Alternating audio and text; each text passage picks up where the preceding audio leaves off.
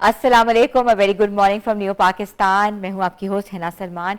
Viewers, आज हम एक बहुत इंपॉर्टेंट इशू पे बात करने लगे हैं। आपको पता है कि सानिया जो काना हुआ है, ये सानिया काना नहीं है, सानिया लाहौर है, क्योंकि एकदम से जो है इमारत जो है वो ज़मीन बोस हो गई और उसमें जो कहा यह जा रहा है according to the initial reports के 40 से 50 बच्चे जो थे वो वहाँ पढ़ रहे थे और कहते हैं ना कि एकदम से जो है वो छत गिर गई और कुछ बच्चे जो हैं वो मौके पे ही दम तोड़ गए। कुछ बच्चे जो हैं पल्सलेस जो हैं अस्पताल पहुंचाए गए और कुछ बच्चों का भी सुराग लगाया जा रहा है और कुछ बच्चे जो है अभी ज़ख्मी हैं। और उनकी टीचर जो है, कल उनका भी एक छोटा सा बयान सोशल मीडिया पे आया है जिन्होंने कहा था कि पता ही नहीं लगा, एकदम से जो है वो मट्टी मट्टी हमारे ऊपर आ गई। और ख़ास तौर पे माओं की सदाएं हम देख रहे हैं, बिलबिलाती हुई माएँ जो हैं अपने बच्चों के लिए जो हैं वाकई गमज़दा हैं कि आज जो है वो बच्चा जो है वो पढ़ने गया है और हमें ये नहीं पता लगा कि बच्चा जो है उसके बाद उसके साथ हुआ क्या है। और हमें सिर्फ इत्तला आई है कि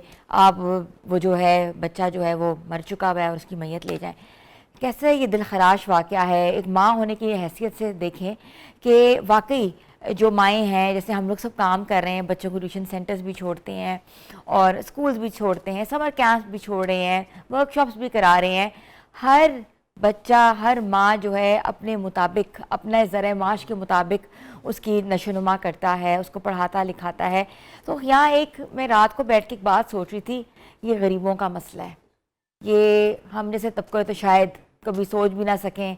ये बेचारे गरीब, कहते हैं ना गरीब आवाम पिसती है, गरीब बच्चा जो है वो पिस गया और गरीबों के बच्चों की सुनने वाला कोई नहीं है। बेशक ये सब कुछ हो जाता है सानिया, तो कमेटी भी तश्कील दी जाती है, इसके ऊपर जो है गौर फिक्र भी किया जाता है और ऑफ कोर्स इदारे भी एक्टिव हो जाते हैं। मगर इदारे तब क्यों नहीं एक्टिव होते जब ऐसे ट्यूशन सेंटर्स गले मोहल्लों में बनाए जाते हैं? और ये क्यों नहीं देखा जाता कि जिस छत पे, जिस ज़मीन पे बनाया जा रहा है उसकी कंस्ट्रक्शन पूरी है, उसके पास कोई SOPs हैं या कहीं ना कहीं वो रजिस्टर्ड हुआ हुआ है, या उसके बाद जो मटीरियल इस्तेमाल किया गया उस कंस्ट्रक्शन के हवाले से वो नाक़िस। और उसके बरक्स आपको ये पता है कि बच्चे नीचे पड़ रहे हैं, तो आप क्यों ऊपर जो है मजदूरों को लगा के वहां कंस्ट्रक्शन करवा रहे हैं, वहां कहते ना कि तामीरात का काम करवा रहे हैं? या क्यों नहीं जो है 3 दिन के लिए, 4 दिन के लिए, 5 दिन के लिए, जब आपका गार्डर डल रहा था, लेंटर डल रहा था, छुट्टी दी गई? तो ये सारे सवाल जो है इसका जवाब देने वाला कोई नहीं है, क्योंकि ये सवाल जो है वो फिर एक वेग हो जाते हैं, फिर एक सिलसिला शुरू हो जाता है। 3-4 दिन बाद हम इस एपिसोड को भुला देते हैं क्योंकि एक नया सानिया हमारे सामने आ जाता है। पिछले साल भी हमने देखा कराची में पूरी की पूरी इमारत जो है जमीन बोस हो गई। लोग बेयारो मददगार जो है बैठे बैठे कि ना छत अपनी है ना अपनी जमीन है, फ्लैट लेने के लिए सारी जिंदगी की जमा पूंजी लगा देते हैं और उसके बाद फिर कहते हैं कमेटी तश्कील दे दी गई है, हमने कमेटी बताएगी क्या होने वाला है। कमेटियों के बाद क्या होगा ये हमें नहीं पता, और कमेटियां बनाने का मकसद क्या होता है? फिर एक नए वाक़े को कहते ना कि सिरे से पकड़ेंगे और एंड तक हम पहुंचा देंगे और कहेंगे जी बस गरीब मारा गया। तो गरीब की गुर्बत तो मारी जा रही है, लेकिन आज गरीब का बच्चा कल ही हमारा बच्चा होगा। तो इन तमाम चीज़ों का जवाब हम लेना चाह रहे हैं। हम तमाम तरीके से जो है हर तरह के पर्सपेक्टिव आपको बताना चाह रहे हैं कि ऑफ कोर्स जब आप किसी बच्चे को भेजते हैं, या चाहे वो गरीब का बच्चा है, चाहे वो एक मुतवसत तबके का बच्चा है, मिडिल क्लास का बच्चा है, तो प्लीज़ इंश्योर करें कि आपका बच्चा वहाँ सेफ एंड साउंड हो, तर्ज तालीम हासिल करने के लिए जा रहा है, लेकिन किताबें वहीं पड़ी हुई हैं, बैग वहीं पड़े हुए हैं और जो बच्चा है छोटा सा उसको अपनी जान से हाथ धो बैठा है, दुनिया में ही नहीं है।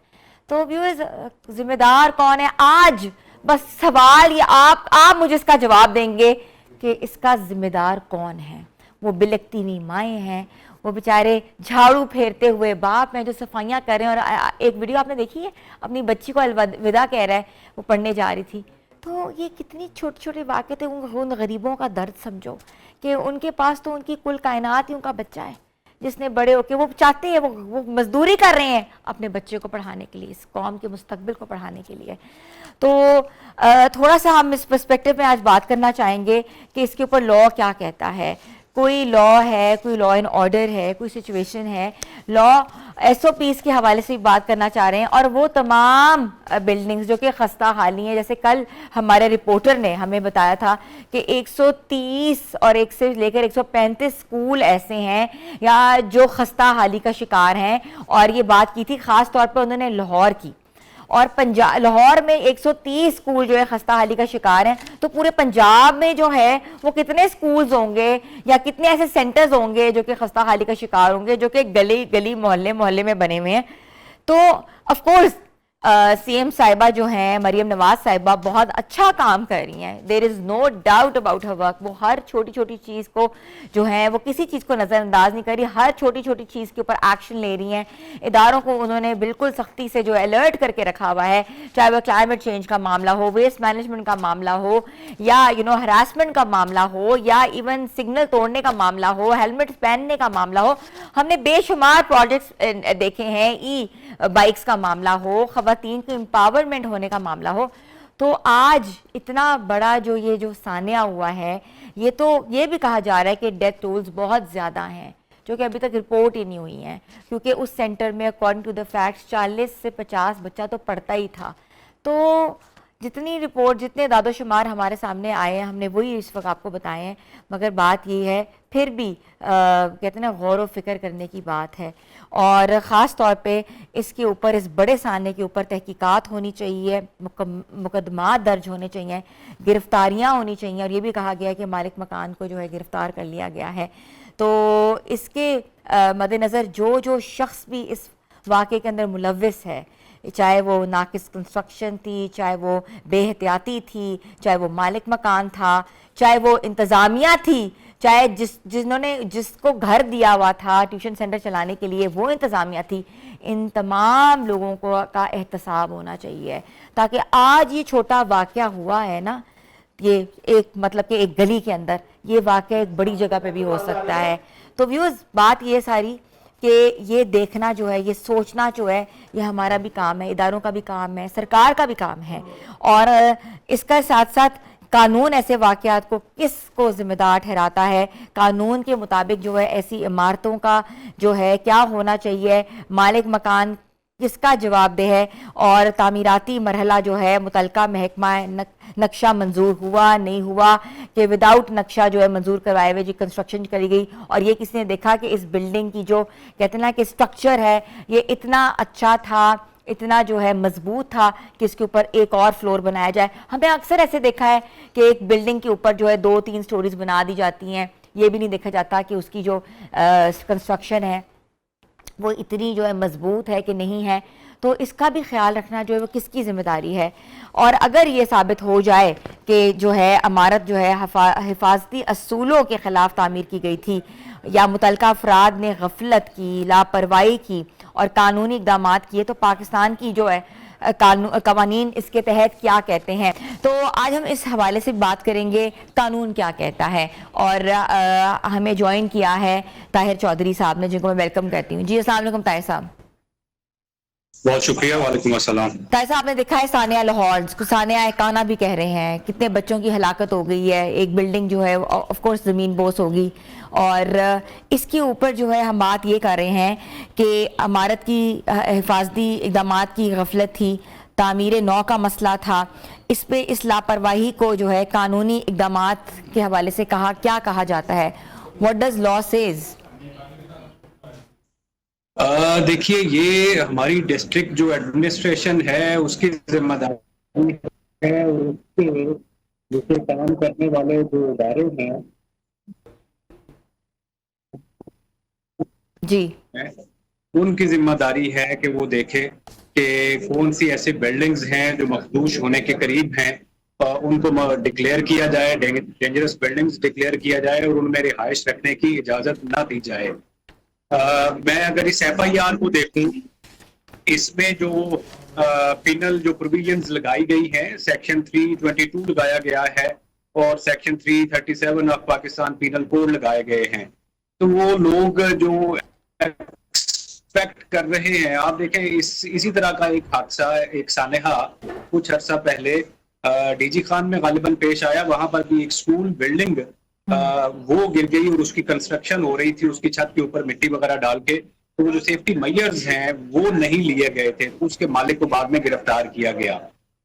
यहाँ पर भी इस FIR में अगर मैं कहूँ कि कुछ सजाएं होंगी इन लोगों को, तो ये ऐसा मुमकिन नहीं होगा।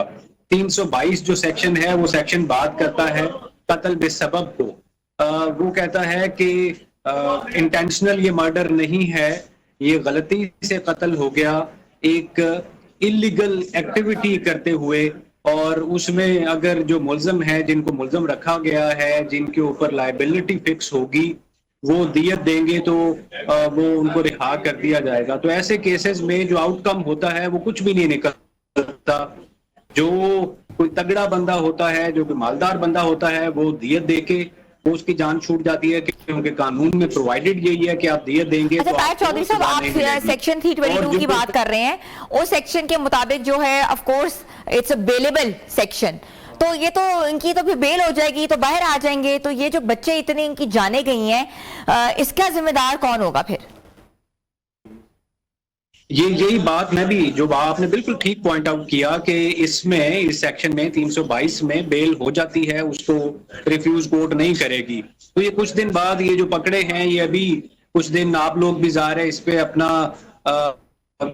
मीडिया हाउसेज और आप लोग भी इस इशू को वो हाईलाइट करेंगे चीजें, लेकिन कुछ दिन के बाद वो चीजें वो नजर से वो इधर उधर हो जाएंगी, और ये सानेहा या ये जो 14 बच्चे जिनकी और 14 फैमिलीज वो बेचारी सफर करेंगी, कुछ भी इसका पूछने वाला। मैं कहता हूं कि उन इदारों को जिनकी जिम्मेदारी है, ये कि किसी गाड़ी के ऊपर दरख्त गिर गया तो वो दरख्तों की वो काट छांट करना और उनको देखना कौन सा दरख्त ऐसा जो गिरने के करीब है, जो खोखला हो चुका है उसका तना, उसको काटना, और जो मजबूत और तवाना दरख्त है उनको रखना, ये किस इदारे की जिम्मेदारी है? ये डिस्ट्रिक्ट एडमिनिस्ट्रेशन के अंडर ये इदारे आते हैं, तो ये लाइबिलिटी उन लोगों के ऊपर फिक्स होनी चाहिए। यहाँ पर आप देखें दाता दरबार की वो कंस्ट्रक्शन चल रही थी, वहां गड्ढे में गिर के कोई जायरीन आए हुए थे, वो फैमिली उसकी डेथ हो गई, तो कुछ दिन वो शोर मचा, उसके बाद किधर गए वो लोग जिनकी जिम्मेदारी थी कि आपने कंस्ट्रक्शन करते हुए जो सेफ्टी मेजर्स हैं वो लेने हैं? कोई पुरसाने हाल नहीं है।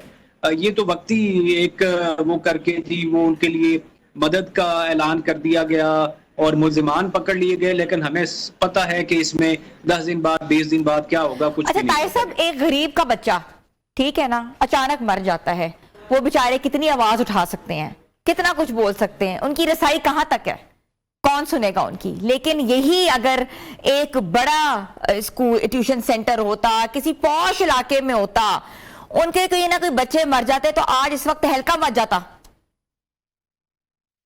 जी ऐसे ही है, बिल्कुल ऐसा ही है। कानून सबके लिए बराबर होना चाहिए और सजा भी सबके लिए बराबर होनी चाहिए। जिस तरह हमने पहले मेंशन किया, तो मालदार बंदा होगा तो वो दियत वगैरह देकर सुलह सफाई करके, और गरीब बंदे को ये भी होता है कि मैं अदालत में जाऊंगा, पुलिस के पास जाऊंगा, तो एक तो पहले ही मेरा इतना नुकसान हुआ हुआ है, मेरा प्यारा, मेरा को करीबी वो बिछड़ गया है, इस सानहे की नजर हो गया है। हम इसको कहते हैं सानेहा, लेकिन मैं इसको मर्डर कहूंगा कि ये इस तरह की प्रॉपर जो प्रोटोकॉल्स हैं, आप देखें बिल्डिंग बनाने के लिए भी अप्रूवल्स लेना पड़ती हैं, और अप्रूवल देने वाले इदारे भी दफ्तरों में बैठ के अप्रूवल दे देते हैं, और चेक एंड बैलेंस नहीं है। आप प्रॉपर विजिट करें, साइट विजिट करें, वहां पे देखें कि ये जो प्रिकॉशनरी मेजर्स हैं वो सारे लिए गए हैं या नहीं लिए गए। तो चूंकि उस तरह का कोई चेक एंड बैलेंस नहीं है, टैक्स इकट्ठा करने के लिए तो बड़ी सख्ती की जाती है, बड़ी जनाब उसमें पकड़ धकड़ की जाती है, FIRs दर्ज की जाती हैं, लेकिन जहां पर आपने अपनी जिम्मेदारी अदा करनी है वहां पर आपकी उस तरह की एफिशिएंसी नजर नहीं आती।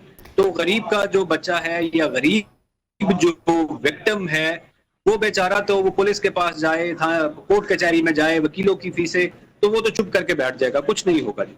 अच्छा ताहिर साहब, ये भी मुझे बताइएगा, बिल्कुल आपने बात की कि नक्शा पास कराना पड़ता है, हम सबको पता है, छोटी सी कंस्ट्रक्शन भी कहीं करनी पड़ जाए तो नक्शा पास कराना पड़ता है।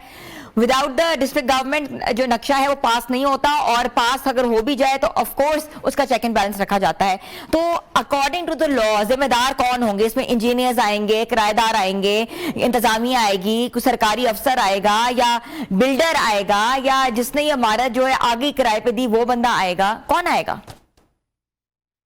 अब देखिए, अगर तो ये LDA की हुदूद में आती है प्रॉपर्टी, तो LDA के ऑफिशियल्स उनकी जिम्मेदारी होती है कि वो चेक एंड बैलेंस रखें कि कहाँ पर कोई कंस्ट्रक्शन चल रही है, उनसे पूछगछ करें कि आपने इसका वो अप्रूवल लिया है प्रॉपर पहले या नहीं लिया, और अगर नहीं लिया तो उसको वहां पर उस कंस्ट्रक्शन को रोकने की वहां ऑर्डर जारी करें और उसको सख्ती के साथ उसको रुकवाया जाए। हमारे यहाँ पर बिल्डिंग्स बन जाती हैं, मुकम्मल हो जाती हैं, और उसके बाद बिल्डिंग्स फरोख्त भी हो जाती हैं।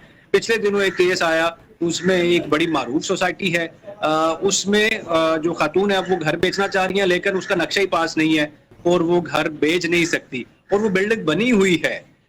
उसका जो कॉन्ट्रैक्टर है, अब देखें, वो सब लॉज को बाईपास करके उसने वो बिल्डिंग बना ली है और उसको बेच दिया है, मुनाफा कमा लिया है। अब वो वहां के जो मकीन हैं वो बेचारे, अब उनकी भी एक गलती है कि वो पहले चेक कर लेते कि ये बिल्डिंग जो है वो बाय लॉज सारे उनकी अप्रूवल वगैरह लेके, लेकिन वही अफसोस की बात वही है कि इतनी बड़ी बिल्डिंग खड़ी हो गई है, लेकिन उसके ना कोई नक्शा पास है, ना कोई उसकी अप्रूवल ली गई है। और आपको भी अंदाजा है और मुझे भी अंदाजा है कि ये किस तरह ये इजाजत दी जाती है कि आप ये बिल्डिंग्स बना लें, कोई मसला नहीं है, अंदर खाते सारे मामला तय हो जाएंगे, मैनेज हो जाएंगे। बिल्कुल ऐसा ही है। अच्छा, मुझे ये बताइएगा कि ये जो मुतासरा खानदानों को, of course they want a justice, it's not a small thing. किसी का बच्चा चला जाना, और एक घर के तो मुझे पता है 2 बच्चे, 2 बेटे इकट्ठे गए हैं, और कानूनी तौर पे उनको कोई रास्ता इख्तियार करना चाहिए। बिल्कुल। अब देखिए, किसी भी क्रिमिनल एक्टिविटी के बाद एफआईआर दर्ज होती है, उस एफआईआर में देखा जाता है और वो एफआईआर ही फिर केस के इख्तिताम तक वो चलती है और वही कहानी, वही सेक्शंस, वही पिनल जो प्रोविजंस हैं वो एप्लीकेबल रहती हैं। अब उस घर के मालिक को पकड़ लिया, उसमें घर में जो मिस्त्री वगैरह काम कर रहा था उसको पकड़ लिया। मैं कहता हूं कि असल मुल्जिम ये नहीं है, ठीक है उनके पार्ट पे गफलत है, लेकिन असल मुल्जिम जो हैं वो इदारे हैं, वो ऑफिशियल्स हैं, जिनकी जिम्मेदारी है ये चेक रखना कि किस इलाके में, किस जोन में, किस मोहल्ले में, किस सोसाइटी में कोई घर तामीर हो रहा है। तो उन्होंने वो सारे सर्टिफिकेट्स वगैरह वो अप्रूवल्स ले ली हैं, और अगर ली हैं तो तब वहां पर काम की। उन लोगों को जब तक वो नहीं रखा जाता उन एफआईआर्स में, तब तक इसमें कुछ भी नहीं होगा। ये एफआईआर जिस तरह हमने शुरू में भी जिक्र किया और आपने भी ठीक पॉइंट आउट किया कि 322 लगाया हुआ है, उसमें तो इम्प्रिजनमेंट की सजा ही नहीं है। उसमें ये है कि दियत दे के आपको रिहाई मिल जाएगी, और ऑल्दो ये नॉन बेलेबल ऑफेंस है, लेकिन चूंकि इसमें इम्प्रिजनमेंट नहीं है तो ये प्रोहिबिटरी क्लॉज में फॉल नहीं करता। इसमें वो गिरफ्तारी भी उसकी वो ज्यादा देर नहीं रहेगी, वो बेल पे रिहा हो जाएंगे। तो इसमें जो ऑफिशियल्स हैं उनको एक जेआईटी बने, एक इंक्वायरी फाइंडिंग कमेटी बने, और जिन लोगों की जिम्मेदारी है उनको इस एफआईआर में, अभी चले वो वक्ती तौर पर जो एफआईआर दर्ज हुई है उसमें नहीं है उनके नाम, लेकिन थ्रू सप्लीमेंट्री स्टेटमेंट्स उन लोगों को जब तक आप नहीं पिनलाइज करेंगे, उनके ऊपर जिम्मेदारी नहीं डालेंगे, तब तक इसी तरह नक्शे पास होते रहेंगे, इसी तरह बिल्डिंग्स बनती रहेंगी और इसी तरह बिल्डिंग्स गिरती रहेंगी। Thank you so much. Tahir Chaudhary हमारे साथ मौजूद थे, law expert, and he was telling about ये जो सेक्शन 322 है ये नॉन बेलेबल ऑफेंस है, मगर ऑफ कोर्स इम्प्रिजनमेंट के ज़िम्मे में नहीं आता और बेल हो सकती है। तो सानिया जो है वो बहुत बड़ा है, चाहे वो कोई भी सेक्शन लगा दिया जाए, मगर जो भी इसके पीछे मुहरकात हैं, जो भी लोग मुलव्विस हैं, तो उनको कहते हैं ना सख्त से सख्त सज़ा ज़रूर देनी चाहिए, क्योंकि ये एक घर नहीं उजड़ा, इसमें कोई 20 घर उजड़े हैं और 20 घरों के 20 फैमिलीज जुड़ी हैं। और कहते हैं ना कि आपका लख्ते जिगर इस तरह आपकी आंखों के सामने चला जाए और आपको ये भी नहीं पता हो कि हुआ क्या है, एकदम से कैसे हो गया, तो कितना बड़ा ज़िंदगी का ट्रॉमा है। ये तमाम माएँ समझ सकती हैं जो इस वक्त ये प्रोग्राम देख रही हैं। छोटी सी ब्रेक पे जा रहे हैं, आप लोग हमारे साथ रहें।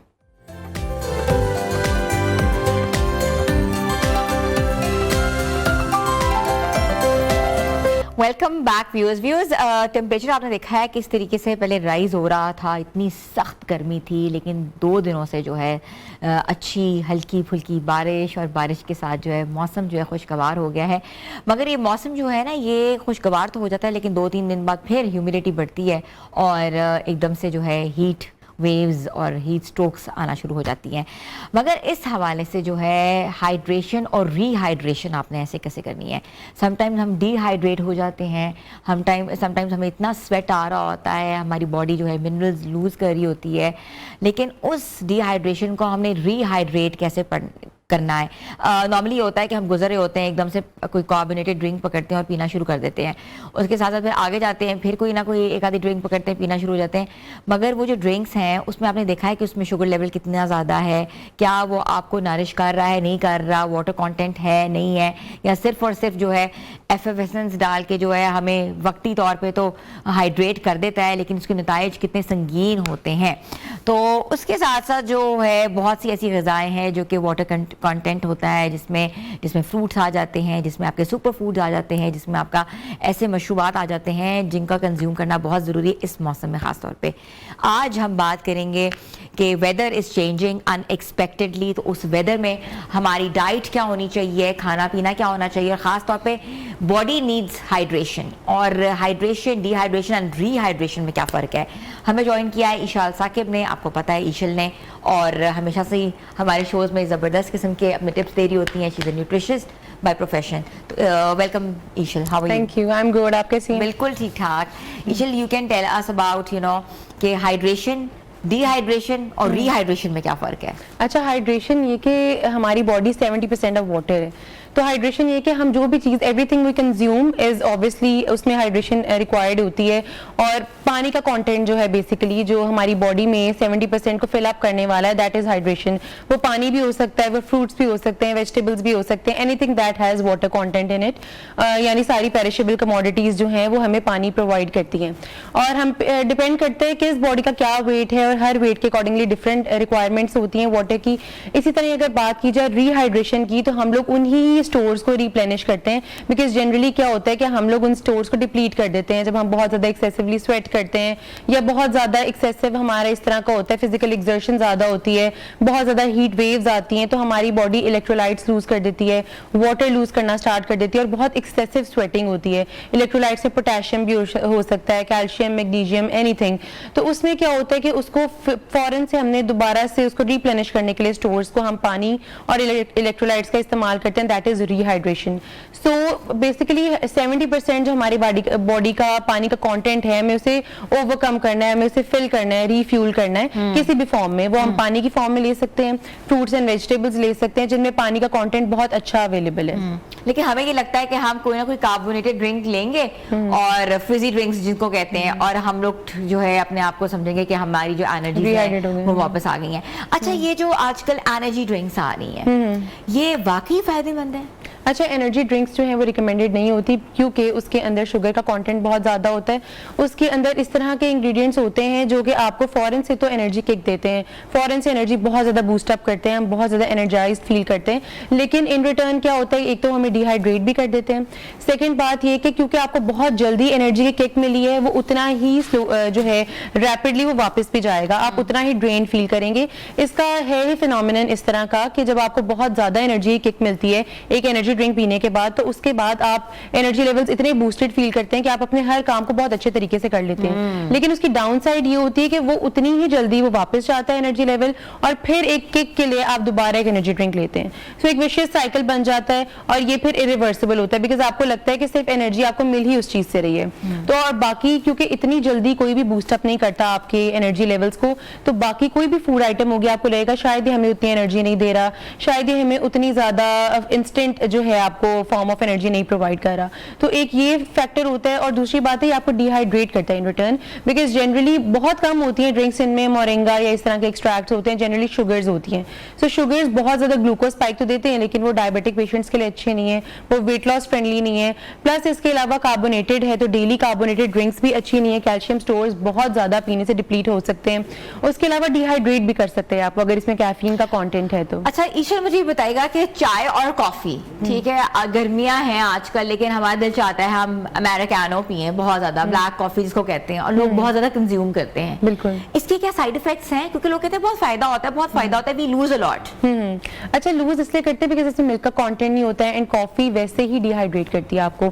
सो लोग डिहाइड्रेशन में लोग ये नहीं समझ पाते कि हमारा वाटर वेट जब रिड्यूस होता है तो हम लोग वेट भी ऑटोमेटिकली शेड ऑफ करते हैं। और वाटर वेट कैसे रिड्यूस होता है? जब हम इस तरह की कैफिनेटेड बेवरेजेस बहुत ज्यादा लेते हैं, जिस तरह के let's say 3 to 4 cups a day जो है वो हम कंज्यूम करने लग जाते हैं, उससे ज्यादा 2 to 3 जो है वो सेफ रेंज है, वो हम जनरली लेते हैं चाय या कॉफी का। कॉफी में ज्यादा कैफीन का कंटेंट होता है, वो ज्यादा डिहाइड्रेट कर सकती है। तो जो अमेरिकानोज हैं या जो बिल्कुल ही जो हम लोग लेते हैं एस्प्रेसो शॉट्स होते हैं, वो हमें डिहाइड्रेट ज्यादा कर सकते हैं बिकॉज उसमें मिल्क का कंटेंट नहीं है। और उसके अलावा क्या है कि रूटीन में अगर आप ये से लेना स्टार्ट कर देते हैं और दिन में 3 से ज्यादा दफा ले रहे हैं तो वो आपको डिहाइड्रेट कर देगा। फॉरन से तो वेट आपका रिड्यूस होता है और आप बड़ा फ्रेश फील करते हैं, लेकिन जब आप बहुत ज्यादा कंज्यूम करते हैं तो मसला करता है। इसीलिए ऑप्टिमम रेंज में लेना चाहिए, एटलीस्ट 2 to 3 कप्स लें, उससे ज्यादा ना लें। अगर आप बहुत ज्यादा एडिक्ट भी हैं तो 3 कप्स शुड बी फाइन। अच्छा, चाय के हवाले से भी कहा जाता है कि चाय जो है डायरेटिक होती है, it's not good for stomach, क्योंकि early morning we want our breakfast just tea, a bed tea. तो गर्मियों में बेड टी इज फाइन? नहीं, bed tea is not fine at all, because first thing in the morning must not be tea और any caffeinated beverage. तो उसमें एक coffee भी जो लोग first thing in the morning लेते हैं उन वो देखेंगे कि उनके स्टमक की लाइनिंग डिस्टर्ब होती है आहिस्ता आहिस्ता। ऑल्दो हम बहुत ज्यादा बुलेट प्रूफ कॉफीज और वो प्रमोट कर रहे होते हैं जिसमें घी का कंटेंट होता है, तो ये सब ट्रेंड्स हैं। नो डाउट इनके बेनिफिशियल इफेक्ट्स होते हैं, लेकिन इतनी आउटकमिंग्स हर पूरा साल आपने फॉलो नहीं करना होता। बुलेट प्रूफ कॉफी है, बिल्कुल मैंने भी सुना था, उसमें आप थोड़ा सा वो डालते घी का कंटेंट डालते हैं, बटर भी डालते हैं, बटर डालते हैं, कोकोनट ऑयल डालते हैं। कोकोनट ऑयल डालते हैं, क्या उससे क्या फायदा है? अच्छा, उससे क्योंकि ये जनरली वो लोग फॉलो कर रहे होते हैं जिनकी डाइट में ऑलरेडी फैट नहीं होता। सो पाकिस्तानी लोग जिनकी डाइट में है ही फैट, वो इस तरह की डाइट्स को जरा थोड़ा अवॉइड करें, बिकॉज आपने सुबह घी कंज्यूम करके एम्प्टी स्टमक, नो डाउट वो आपको बड़ा फ्रेश कर देगा, आपको ऐसे प्लम्प लुक दिखाता है और उन लोगों की स्किन पे ज्यादा ग्लो लाता है जिनकी बाकी पूरी रूटीन में फैट नहीं है। उन लोगों की स्किन पे ग्लो नहीं लाता जो कि सारा दिन फैट कंज्यूम कर रहे हैं। तो ये उन लोगों के जो बहुत लीन डाइट्स पे, जैसे प्रोटीन डाइट्स होगी या low fat low carb diet होगी, तो उनकी बॉडी में फैट की क्योंकि इतनी कमी होती है, तो इसलिए they start of their day with bullet proof coffees जिसमें कोकोनट ऑयल वो डाल लेते हैं, देसी घी डाल लेते हैं या नॉर्मल ऑयल भी डाल लेते हैं, एट टाइम्स बटर डाल लेते हैं। लेकिन this is not suitable for an average Pakistani guy और वुमेन, क्योंकि हम ऑलरेडी बहुत फैट कंज्यूम कर रहे होते हैं, तो एक एडिशनल फैट रिक्वायर्ड नहीं है, हमारी बॉडी को मिल ही जाना है वो फैट। घर में हम कौन कौन से ऐसे ड्रिंक्स बना सकते हैं जिससे जो है हम हाइड्रेशन लेवल जो है वो लेवल अप कर सकें? कौन से ऐसे कंटेंट के अंदर जो है इंग्रेडिएंट्स के साथ हम लोग प्ले ऑन कर सकते हैं? अच्छा, डिफरेंट सोर्सेज हैं घर में, तो बहुत इजी है बनाना। अच्छा, एक आपने मार्केट बॉट जो जूसेस होते हैं पैकेज्ड, वो तो बिल्कुल ही रिकमेंडेड नहीं है, बिकॉज उसमें प्रिजर्वेटिव्स होते हैं, आर्टिफिशियल फ्लेवर्स हैं, कलरिंग एजेंट्स हैं, बिकॉज उस तरह के कलर्स वैसे आपको नहीं मिलते। फिर इसके अलावा आर्टिफिशियल स्वीटनेस भी हो सकते हैं, शुगर्स भी आर्टिफिशियल डले होते हैं, और नेक्टर्स भी एट टाइम्स, बिकॉज इतने फाइन ग्रेन्स नहीं हो सकते ना, क्योंकि वो आर्टिफिशियली मिमिक करते हैं। And I don't know, her industry में डिफरेंट होता है, तो वी कांट रियली से कि ये ठीक है या नहीं। जनरली इन पाकिस्तान तो I can vouch for that कि वो ठीक नहीं होते, तो 100% ओरिजिनल नहीं होते, तो शुगर का बहुत ज्यादा कंटेंट होता है, तो इसीलिए घर में रिकमेंडेड होता है आप बनाएं। उसमें ये कि हम जूसेस रिकमेंड नहीं करते कभी भी किसी भी पेशेंट को, चाहे वो वेट लॉस का पेशेंट है या डायबिटिक पेशेंट है या हाइपरटेंसिव है या फिर बहुत ज्यादा सिवियरली डिहाइड्रेटेड है। इस तरह की सिचुएशन में आपको स्मूदीज रिकमेंडेड होती हैं और घर में बहुत सारे ऑप्शंस होते हैं। फर्स्ट ऑप्शन इज जो अब प्लम बहुत ज्यादा रेडिली अवेलेबल है, तो प्लम का जूस जो है या प्लम की स्मूदी जो है, यानी उसकी पील के साथ उसको आप ब्लेंड कर लें पानी में, थोड़ा सा स्टीविया का और थोड़ा सा नमक का कंटेंट डाल लें, तो वो आपको बहुत ज्यादा इलेक्ट्रोलाइट्स भी देगा, एनर्जी भी देगा, रिहाइड्रेट भी करेगा और प्लस आपके स्किन पे बड़ा अच्छा इंपैक्ट आता है इस तरह के जूसेस का, इस तरह की स्मूदीज का। तो स्मूदीज कंज्यूम करें। मैंगोज आए हुए, मैंगोज बहुत अच्छे हैं। अच्छा, मैंगोज भी कुछ लोग बहुत ज्यादा अवॉइड करते हैं, ऑल्दो एक सेफ रेंज में लेना is completely fine if you are not on a weight loss diet या आप बहुत ज्यादा डायबिटिक नहीं है तो आप वो कंज्यूम कर सकते हैं। और अगर आप डायबिटिक हैं भी तो हाफ मैंगो इज फाइन, आप उसकी स्मूदी ले सकते हैं। अगेन उसमें स्टीविया या हनी का इस्तेमाल कर लें ताकि आपको ग्लूकोज स्पाइक वैसे ना मिले, लेकिन आप वैसे फीलिंग ऑफ फ्रेशनेस फील करें। फिर उसके अलावा मिंट मार्गरीटाज हैं, विदाउट जो है हम ड्रिंक ले सकते हैं उसके अंदर, या फिर हम जीरो शुगर ड्रिंक्स जो है वो एट टाइम्स उसमें डाल लेमन वाटर भी ले सकते हैं। How about detox water? मैंने देखा है अक्सर लोग जो है सारी सब्जियां डाल के पानी लेके फिर रहे होते हैं, वाकई वो डिटॉक्स करता है कि अच्छा हाँ, अच्छा ये कुछ चीजें इस तरह की हैं जो बिल्कुल डिटॉक्सिफाई करती है, लेकिन ये नहीं कि detox water let alone can not detoxify all the toxins from your body. उसके लिए आपको कंप्लीट डाइट की जरूरत है। ऐसा नहीं है कि आप बहुत ज्यादा फैटी या फ्राइड फूड खा के डिटॉक्स वाटर कंज्यूम कर लें और सारे टॉक्सिन्स फ्लश आउट हो जाएंगे। बर्गर एक बार कंज्यूम करने साथ कहेंगे जी मैं पानी डिटॉक्स, बिल्कुल इस तरह नहीं होता। तो इसमें यह कि डिटॉक्स वाटर का बहुत अच्छा फायदा ये है, अगर ऑन कॉन्ट्रेरी देखा जाए, कि डिटॉक्स वाटर हमारे मेटाबॉलिक रेट को बहुत फास्ट करता है। सो जो लोग कॉन्स्टिपेटेड हैं या जिनकी बाउल मूवमेंट्स उस तरह की नहीं है, या जो कहते हैं हमारा मेटाबॉलिज्म बहुत बहुत स्लो है, खाना डाइजेस्ट वैसे नहीं होता, अगर वो डिटॉक्स वाटर इस्तेमाल करना स्टार्ट कर दें इन्फ्यूज करके कम से कम 12 घंटे, यानी कि कोई भी वेजिटेबल जिसमें या फ्रूट जिसमें लेमन हो सकता है, उसमें मिंट लीव्स हो सकते हैं, उसके अलावा उसमें रेडिश हो सकती है, उसके अंदर बीट रूट हो सकता है कलर के लिए, उसके अलावा एप्पल भी हो सकता है, ऑरेंज भी हो सकता है, ये सब डाल के आपने ओवरनाइट रख देना है, 12 आवर्स के लिए इन्फ्यूज होने दें और उसके बाद सारा दिन इसे कंज्यूम करें। इससे ये होगा कि जिनको कॉन्स्टिपेशन के प्रॉब्लम्स हैं वो खत्म हो जाएंगे, या जिनको बहुत ज्यादा ब्लोटेड फील होता है उनकी ब्लोटिंग खत्म हो जाएगी। ये पेरिस्टोल्टिक मूवमेंट्स को बहुत फास्ट करते हैं, तो जिनको डायरिया है वो ये कंज्यूम ना करें, जिनको कॉन्स्टिपेशन है या जिनको मेटाबॉलिक इश्यूज हैं वो ये कंज्यूम करें, उनके लिए बहुत अच्छा है। लेकिन हाँ ये है कि ये डिटॉक्सिफाई नहीं करता, ऐसा नहीं है कि आपकी बॉडी में बहुत सारे टॉक्सिन्स है और अचानक से डिटॉक्स वाटर लेने से आपका सब कुछ फ्लश आउट हो जाएगा, दैट्स नॉट पॉसिबल, ये एक मिथ है। मिथ है। अच्छा ठीक है। अच्छा मुझे ये भी बताइएगा कि कोकोनट वाटर जो है कितना इम्पोर्टेंट है और कितना जरूरी है और कितना अच्छा है, क्योंकि आजकल हम देखा कोकोनट जो है वो हमें नजर आ रहा है, बिल्कुल कहीं ना कहीं स्टॉल्स पे लगा होता है कोकोनट, तो उसको लेना चाहिए। Coconut water is very good, बहुत अच्छा है, पोटेशियम की फॉर्म है और इलेक्ट्रोलाइट्स बहुत अच्छे मिलते हैं उसमें। अच्छा जनरली जब इलेक्ट्रोलाइट्स लॉस होता है, यानी कि जब हम बहुत ज्यादा डिहाइड्रेट हो जाते हैं, तो ऐसे सिचुएशन में हमारी बॉडी को पोटेशियम की बहुत जरूरत होती है, मैग्नीशियम की जरूरत होती है, और हमें पता नहीं चलता हम किन चीजों से वो कंज्यूम कर सकते हैं। तो अगर आप बहुत ज्यादा सिवियरली डिहाइड्रेटेड फील कर रहे हैं, या फिर आपको लॉस ऑफ कॉन्शियसनेस है, सेंसेस लूज कर रहे हैं, या फिर आपकी बहुत फ्लश्ड स्किन है, रेड आपको फील हो रही है स्किन, या आप कंफ्यूज्ड हैं, किसी कंफ्यूज स्टेज में हैं और आपको एट टाइम्स होते हैं हम बात सुन रहे होते हैं लेकिन उसे रेसिप्रोकेट नहीं कर पाते, हमें समझ नहीं आ रही होती कोई क्या बोल रहा है, हम उनकी लिपसिंग को तो जज कर रहे होते हैं लेकिन एट टाइम्स ब्रेन को सिग्नल ही नहीं मिल रहा होता, ये सबसे बड़ा साइन है डिहाइड्रेशन का। तो ऐसे सिचुएशन में कोकोनट वाटर सबसे ज्यादा रेडिली अवेलेबल ऑप्शन होता है। मुझे ईशल ये भी बताओ कि मैंने ये सुना है कि कोकोनट वाटर जो होता है एमनियोटिक फ्लूइड जिसका कम हो जाए ड्यूरिंग प्रेगनेंसी, तो वो उसका काम देता है फिलअप करने का। अच्छा बिल्कुल एमनियोटिक फ्लूइड को रिप्लेस नहीं ये कर सकता, क्योंकि it's a very technical thing. कुछ लोग ये भी कहते हैं कि ये रंग गोरा करता है बच्चों का, तो ये भी अगेन बड़ी कि जो हमला माए वो पीना शुरू कर दें, पीना शुरू कर दें, और कलरडाइज भी होती है। कलरडाइज ये बिल्कुल मिथ्स है। कुछ बहुत थोड़ी सी थ्योरीज हैं जहाँ पे कई कई केस स्टडी होती है, वाकई हो जाता है, हाँ। तो लोग उसको बिलीव करने लग जाते हैं। इस तरह नहीं, एमनियोटिक फ्लूइड जो है अगर वो कम है तो you need to seek doctor's help. इस तरह नहीं हो सकता कि आप सिर्फ कोकोनट वाटर लें और वो फ्लूइड फिलअप हो जाए, बिकॉज वो आपके, क्योंकि ये खाना आपके उसमें नहीं जाना, आपके पहले गट में जाना है, आपके स्टमक में जाना है, एंड देन ऑब्वियसली बॉडी में जाना है। तो उसमें ये नहीं है कि डायरेक्टली ये बॉडी के उस पार्ट पे लग रहा है। सो लोग बेसिकली जब आपने ह्यूमन एनाटॉमी पढ़ी होती है तो यू नो कि आपने कहाँ से कहाँ फूड ट्रैवल करना है, तो अगर बॉडी के सिस्टम्स डिस्टरप्टेड हैं तो उसके लिए डॉक्टर की हेल्प बहुत जरूरी है। ऐसा नहीं कि खुद से आप मेडिकल ट्रीटमेंट करने लग जाएं और कोकोनट खाना शुरू कर जाएं, कितने महीने के बच्चा गोरा होगा। बच्चा गोरा, वो लोग करते हैं, लोग ऊंट का दूध भी पीते हैं, ऊंटनी का। अच्छा। तो कैमल मिल्क लोग बहुत कंज्यूम करते हैं। अच्छा कैमल मिल्क में सरप्राइजिंगली फैक्टर्स हैं जिससे बच्चे का कॉम्प्लेक्शन इनहांस हो सकता है, लेकिन ये नहीं हो सकता कि अगर आपकी फैमिली हिस्ट्री में कोई गोरा बच्चा नहीं है, आपकी फैमिली में कोई है ही नहीं कलरडाइज वाला, तो अचानक से कोई इस तरह का बेबी आएगा तो obviously everybody will be in a doubt. कुछ फैमिलीज में ऐसा होता है एकदम से बच्चा जो है वो डिफरेंट निकलता है, लोग पूछ रहे हैं किस पर गया है, किस पे गया है। ये भी और हर कोई कह रहा होता है मेरे पे गया, मेरे पे गया। तो वो ये फैक्टर्स कुछ जेनेटिक ट्रेट्स होते हैं जो कि पास डाउन हो रहे होते हैं जनरेशंस में, और हमें पता नहीं होता कि किस दादा या नाना है किससे आया है। अक्सर आप देखेंगे कोई जेनेटिक रिलेशन इतना करीब का नहीं होता, लेकिन कलरडाइज लेट्स से कि 4 फादर्स में कलरडाइज थी तो वो बच्चे में आ जाती हैं। इस तरह के ट्रेट्स ट्रैवल जरूर करते हैं, लेकिन ये नहीं हो सकता कि आप कोई खाना खाना स्टार्ट करें और उसके साथ ऐसे सरप्राइजिंगली मैजिकली इनहांस हो जाए, ऐसे नहीं होते, मिथ्स हैं।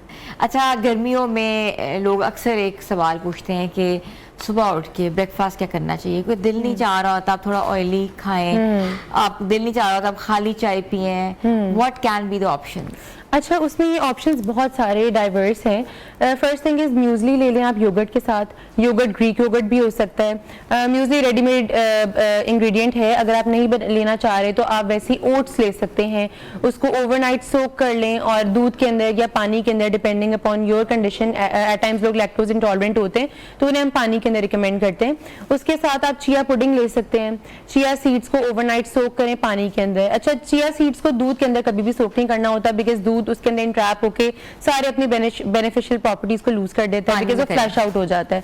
सो आपने पानी के अंदर सोक करना है, लेकिन आप एडिशनली उसके अंदर ऐड कर सकते हैं मिल्क बाद में, और उसके साथ कोई भी seasonal fruit, 1 fruit at once आप खा सकते हैं, तो ये बड़ा कूलिंग इफेक्ट देता है। उसके अलावा एक और फर्मेंटेड राइस होते हैं जो कि जिसे कांजी भी कहा जाता है, हमारे हमारे ट्रेडिशनल इंडो पाक में कंज्यूम किया जाता था, ओवरनाइट फर्मेंट किया जाता है राइस का छोटा पोर्शन, लेट्स से 3 से 4 टेबलस्पून या 5 टेबलस्पून राइस आप रख दें किसी भी बर्तन में, एंड देन उसको पानी डाल के रख दें और सुबह उठ के उसके अंदर थोड़ा सा योगर्ट डाल के, थोड़ी सी फ्रेश वेजिटेबल्स या फ्रूट्स डाल के अकॉर्डिंग टू योर प्रेफरेंस आप उसे कंज्यूम कर लें। बड़ा कूलिंग इफेक्ट देता है।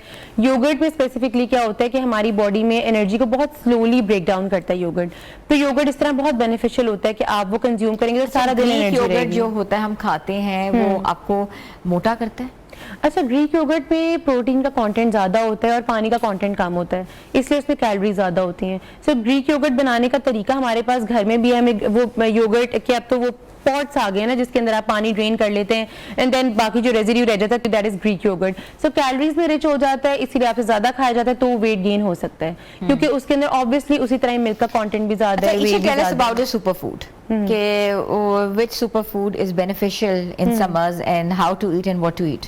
अच्छा, superfoods everything that is hydrating that is a superfood in summers. Generally superfoods हम कहते हैं ब्रोकली को, एवोकाडो को जिसमें बड़ा अच्छा फैट का कंटेंट होता है, या फिर हम इस तरह की चीजों को सुपरफूड कह रहे होते हैं जिसमें हमें ओमेगा 3 ओमेगा 6 ज्यादा मिल रहा होता है। लेकिन समर्स के लिए सुपरफूड्स डिफरेंट हो जाते हैं। समर्स में everything that contains water is a superfood for you because वो आपको बहुत सारी बीमारियों से बेचारे, जिसमें वाटरमेलन हो सकता है, मेलन हो सकता है, उसके अलावा अब ग्रेप्स हैं, ग्रेप्स ही बड़ा अच्छा सोर्स है। वो भी क्यूकम्बर भी होगा, क्यूकम्बर इज वेरी गुड। उसके अलावा फ्रूट्स एंड वेजिटेबल्स में वैसे ही जो क्रूसीफेरस वेजिटेबल्स होती हैं जिसमें कैबेज हो जाता है, कैबेज के डिफरेंट कलर्स होते हैं, डिफरेंट कलर्स लेंगे उतना बेटर है। बेल पेपर्स हो जाते हैं, टमेटो बहुत अच्छा सोर्स है, जो चेरी टमेटोज होते हैं वो तो आप तो वैसे ही खाते रहे, स्नैकिंग करते हैं, बहुत अच्छा है।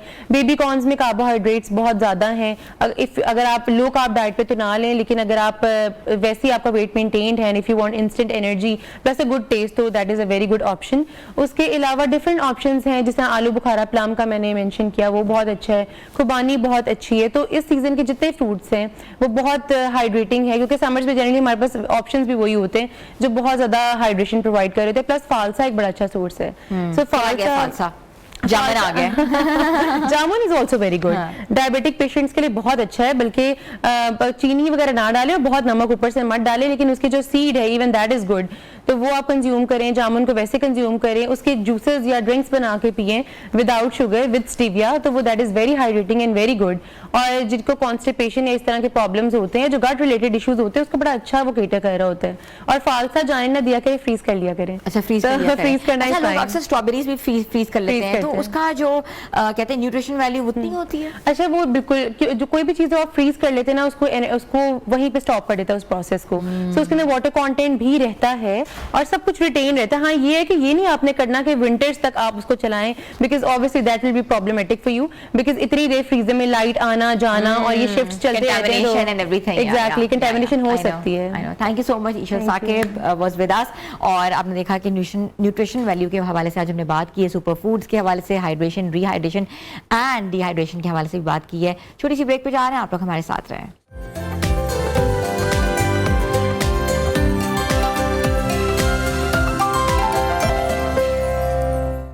Welcome back viewers. Social media जो है जिसने तहलका मचाया हुआ है, वैसे ही वहां पे कुछ ऐसी चीजें हो रही हैं जिसमें वाकई हम सब कुछ हमें लगता है कि हमें समटाइम्स अफसोस करना चाहिए। ये माशरा कहाँ जा रहा है, ये लोग क्या बन रहे हैं, और ये जो जनरेशन जी है इसकी नरिशमेंट, इसकी इनरिचमेंट कैसे होगी अगर ये लोग नहीं सीखेंगे मिलेनियल से, अल्फा से या अपने बुजुर्गों से। आपको पता है कि कहा यह जा रहा है और हमने ये देखा हुआ भी है कि शादी वाले जो मर्द हैं वो बिल्कुल खत्म हो गए हैं। अब लोग निकाह के बगैर जो है वो रहना चाहते हैं। कितना बड़ा माशरे का अलमिया है। कैन यू इमेजिन कि if you want to live together, you like someone, तो आप उसको वैसे ही कहोगे जी आज हमारे पास आके रह लो।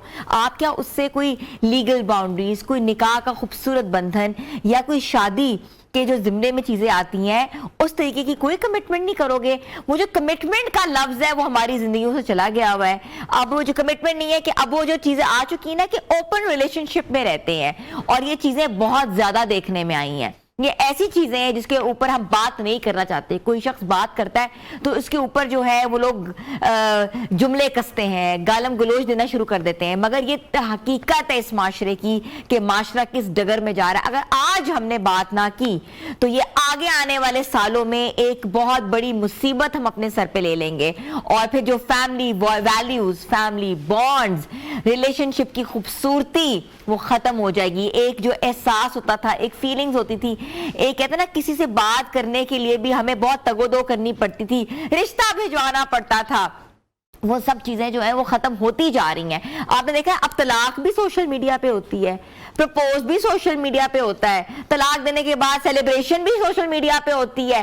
वो कल ही आपने देखा होगा एक वीडियो वायरल हुई है जिसमें वो ज़ैनब अली ने जो है एक पूरी स्टेटमेंट दी है, और अली हैदराबादी की बीवी थी, अली हैदराबादी ने सबके सामने लड़ झगड़ कर एक वीडियो बनी हुई है जिसमें वो कह रहा है मैं तुम्हें तलाक देता हूं, मैं तुम्हें तलाक देता हूं, मैं तुम्हें तलाक देता हूं। अव्वल तो तलाक के ऊपर भी ऐसी बातें कि इस तरह की तलाक देना क्या तलाक है?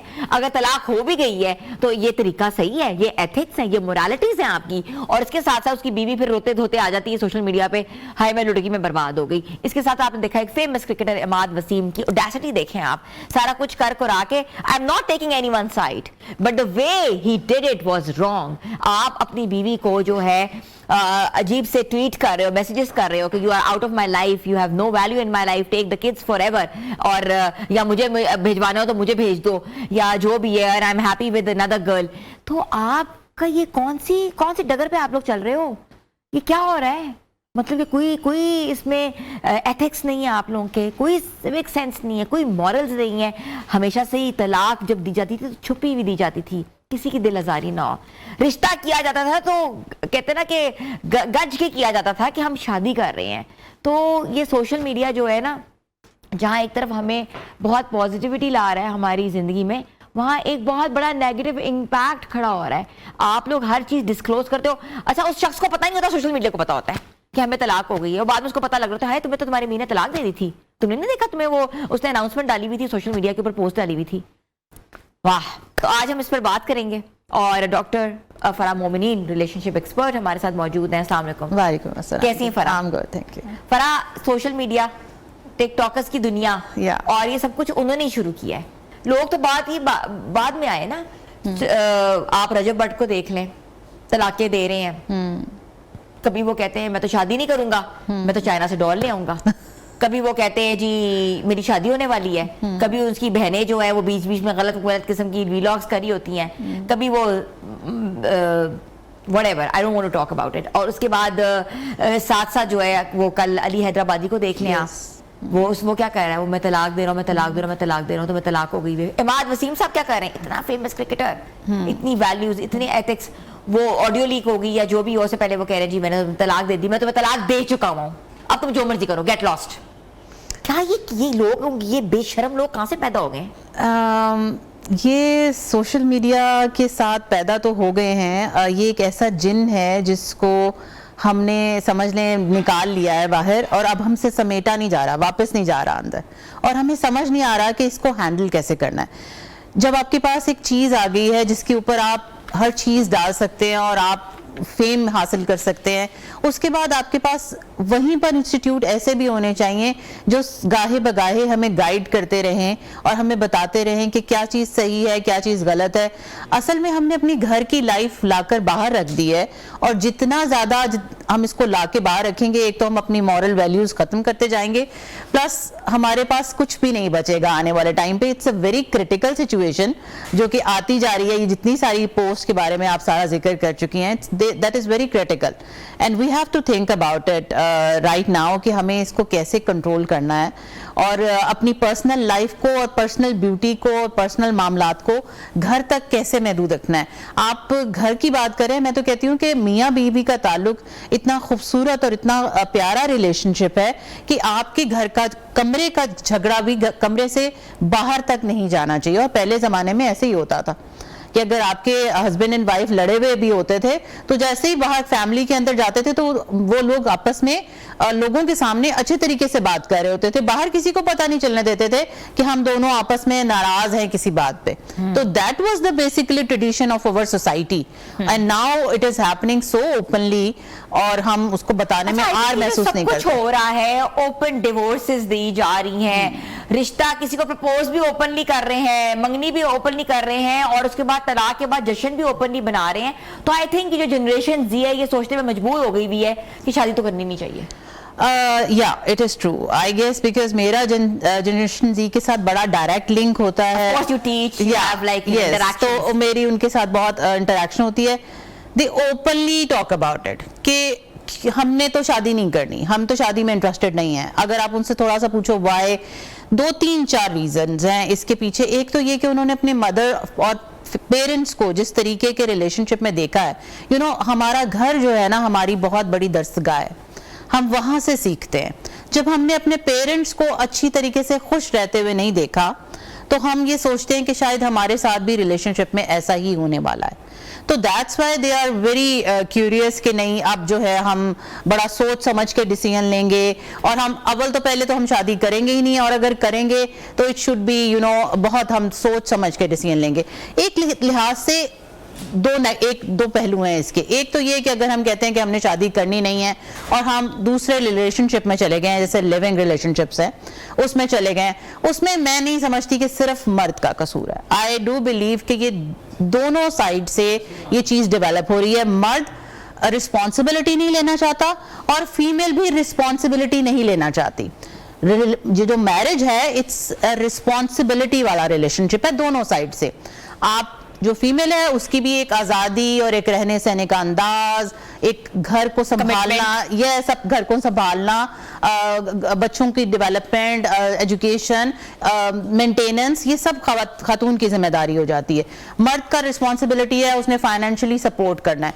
दोनों अपनी अपनी रिस्पॉन्सिबिलिटी लेने के लिए तैयार नहीं है। वो भी चाहती है कि मैं बस सजी धजी मिलूं और थोड़ी देर के लिए मिलूं, मेरे खर्चात उठाए जाए, मुझे फाइनेंशियल सपोर्ट तो की जाए, मगर मुझसे डिमांड ना की जाए कि मैं कपड़े भी प्रेस करके दूं, मैं बच्चे भी पैदा करूं या एग्जैक्टली, या मैं फिर उसको खाना भी टाइम पे देना कोई रिस्पॉन्सिबिलिटी है।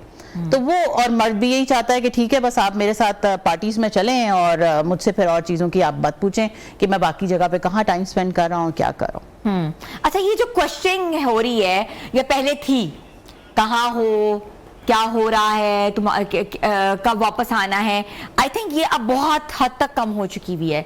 क्योंकि जो आपके जो मेल्स हैं, जो मर्द हजरात हैं, वो भी कहते हैं प्लीज डोंट क्वेश्चन मी। सबसे पहले अगर वो कमिटमेंट भी कहते थे, कहते हैं मुझसे सवाल तुम नहीं करोगी, और लड़की भी आजकल कहती है कि please don't come into my space. तो ये दो अलग अलग स्पेसेस हैं, क्या ये रिलेशनशिप बिल्ड कर सकते हैं? नहीं, रिलेशनशिप जब उस वक्त बिल्ड होता है जब दोनों तरफ से आप प्रेशर नहीं हो, प्रेशर नहीं हो। एक दो चीजें ना कि आप तो या तो बहुत ही ज्यादा, जैसे खवातीन भी बहुत कुछ तंग कर रही होती हैं, मीटिंग में भी इंसान बैठा हुआ तो पूछी जा रही है नहीं आई एम नॉट श्योर, मुझे पिक्चर खींच के भेजो, मुझे लाइव लोकेशन भेजो, मुझे बात करवा दो उस शख्स से। It is disturbing, you know. ये भी एक्सेस नहीं, आप एक्सेसिव उसको नहीं प्रेशराइज नहीं करें, बट यस डेफिनेटली आप इन टच तो होते हैं ना। आप जो सिक्योर रिलेशनशिप है, आपको पता होता है मेरी वाइफ इस वक्त वहां गई हुई है, it does not mean that you are checking her कि वो वहां पे मौजूद है कि नहीं, बट आपको पता होता है कि शी इज देयर, आपको पता होता है कि हस्बैंड ऑफिस गया है, आपको पता होता है कि हस्बैंड जिम गया है, एनीथिंग, यू नो। बट आप उसको जब खवातीन भी ज्यादा कर लेती हैं या मर्द भी ज्यादा कर देते हैं तो फिर वो चीजें ज्यादा। अच्छा, बड़ा इकोनॉमिक फैक्टर्स का कितना बड़ा रोल है शादी ना करने में और लिविंग रिलेशनशिप रखने में? बहुत ज्यादा। हम ये समझते हैं, पहले जमाने में क्या होता था कि हम ये देखते थे कि बस पढ़ा लिखा होना चाहिए, अगर कुछ कमी बेशी भी है तो हम सर्वाइवल की तरफ जाते थे। अब जो है लड़कियां वो डिमांड करती हैं कि पहले दिन ही हमें स्टैब्लिश लड़का चाहिए, पहले दिल्ली हमें एलवी दे दे, गुची दे दे, एग्जैक्टली, डिनर पे कहाँ लेके जाए, ट्रिप कहाँ करवा रहा है। तो देखिए हम लोग हम लोग ग्रो किए साथ साथ, हमने जिन लोगों के साथ शादियां की हम उनके साथ ग्रो किया, हमने उसके साथ उनको टाइम स्पेंड किया। बहुत दफा नहीं एक बम्पी राइड देखी, यस, नहीं था तब भी साथ रहे, जब था तो फिर उसको एंजॉय भी किया। बट अब ये चाहते हैं कि नहीं, हमें वही शख्स चाहिए जो जिसके पास सब कुछ अवेलेबल हो, इसके अलावा अच्छा, लड़कियां जो हैं आजकल, जैसे हमारे जमाने में, हम अपनी बात करते हैं, लेट्स बी वेरी ऑनेस्ट, कि जब बड़ी उम्र के लड़कों का रिश्ता आता था तो हमें ना कर दी जाती थी। हमारी माँ कहती थी नहीं, एज डिफरेंस बहुत ज्यादा है, बच्ची हमारी छोटी है, एंड स्ट्रेट अवे। अब जो लड़कियां हैं उनकी डिमांड ये, हमें लड़का चाहिए वेल एस्टैब्लिश, चाहे वो 50 साल का हो जाए, चाहे वो 40 साल का हो जाए, लड़की की उम्र है 25 साल 26 साल। ये क्या माशरे के अंदर जो है ये चीजें डेवलप हो रही हैं? मैं ना इसको नेगेटिव साइड पे नहीं देखती। वजह इसकी मैं आपको बताती हूँ। उसकी वजह ये है कि देखिए, हमारा जो 25 साल का लड़का है ना, वो इमोशनली मैच्योर नहीं है, इमोशनली अनअवेलेबल है। Yes exactly. मैंने कुछ दिनों पहले अपनी एक पोस्ट लगाई, उसमें मैंने लिखा कि कहाँ रह गए सारे इमोशनली मैच्योर मर्द। कैन यू इमेजिन, वहां पे मुझे पोस्ट के ऊपर क्या चीज आ रही थी, मैं इमोशनल भी हूँ और मैच्योर भी। मैंने कहा इसीलिए तुम अभी अकेले हो, because they don't know what does actually it means emotional maturity, what it is, है क्या चीज। तो उनको, फीमेल को ये लगता है कि जो शख्स इमोशनली मैच्योर है, जिसको मुझे डील करना आता है, मुझे हंसाना आता है, मैं जब सैड होती हूँ मुझे हैंडल करना आता है, मुझे फाइनेंशियली भी अच्छा सेटल कर सकता है, वो मेरे लिए ज्यादा बेहतर है जो कि मुझे एंग्शियस रखता है, मुझे पेनफुल रिलेशनशिप में रखता है। इसलिए जो गर्ल्स हैं वो बड़ी एज के मर्दों की तरफ अट्रैक्ट होती हैं।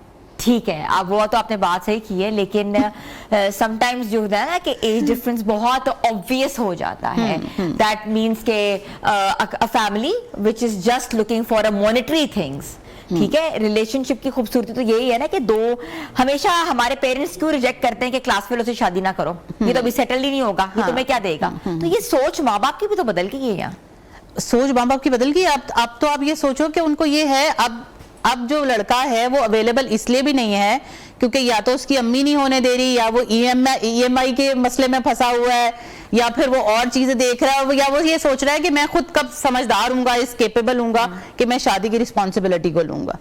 तो अब पेरेंट्स जो हैं वो ये इस चीज के लिए बहुत हद तक रेडी हैं कि अगर हमारे बच्चे खुद पसंद कर लेते हैं तो we are okay with it. अब हम we can't force them, because it's very, मतलब ऑब्वियस हो चुका है कि जो भी यूनिवर्सिटी में स्टूडेंट्स जा रहे हैं वो वहां पर 80-90% जो है वो रिलेशनशिप वहीं पे डेवलप हो रहे होते हैं, और parents are okay with it. हमारे जमाने में तो ऐसी चीज नहीं थी, हमें तो सख्ती होती थी। हाँ, ऑफ कोर्स, बहुत, अगर थे भी तो बहुत ही कम पेरेंट्स, मतलब अगर आप कहो तो 5% पेरेंट्स इस चीज को वैल्यू कर लेते थे कि ओके हमारे बच्चे पसंद करते हैं, बट 95% जो थे वो एग्री नहीं करते थे, और पसंद की शादियां होने ही नहीं देते थे। एग्जैक्टली, वो उसको एक टैबू समझा जाता था, चाहे जितना अच्छा बड़ा बल्कि इस चीज पे बताना फख्र महसूस करते हैं कि हमारे बेटे ने खुद ही पसंद कर लिया, या हमारी बेटी को कमिटमेंट थी, उनकी उनकी कमिटमेंट थी उन्हें। अच्छा, लड़के कमिटमेंट, लड़कियां कमिटमेंट या फियर ऑफ कमिटमेंट जो है वो वाकई आपको लगता है कि आजकल के जमाने में बढ़ रहा है? Yes, it is. With the passage of time, इसका रीजन ये नहीं है कि वो फियर ऑफ कमिटमेंट है, बेसिकली उन्हें फियर ऑफ गुड चॉइस है। आप उन्हें ये नहीं समझ आ रही कि क्या हम जल्दबाजी में, गलती में कोई गलत ऑप्शन ज्यादा है, और गलत शख्स चूज ना कर ले। अच्छा, पहले ना होता था कि किसी शख्स के तरफ जाने के लिए या बात करने के लिए बहुत तगोदो करनी पड़ती थी, बीच में कोई ना कोई फ्रेंड मीडिएटर होता था, मैसेंजर होता था, कोई एक फैमिली दूसरी फैमिली। अब it's so quick to talk to anyone, to get connected with anyone। एक मिनट की मार और आप कनेक्ट हो जाते हो सोशल मीडिया के थ्रू या किसी ना किसी ऐप के थ्रू, या ऑफ कोर्स आपके पास बहुत ज्यादा सोशल मीडिया के ऊपर चीजें हैं जहां वो शख्स अवेलेबल होगा। तो इज इट गुड?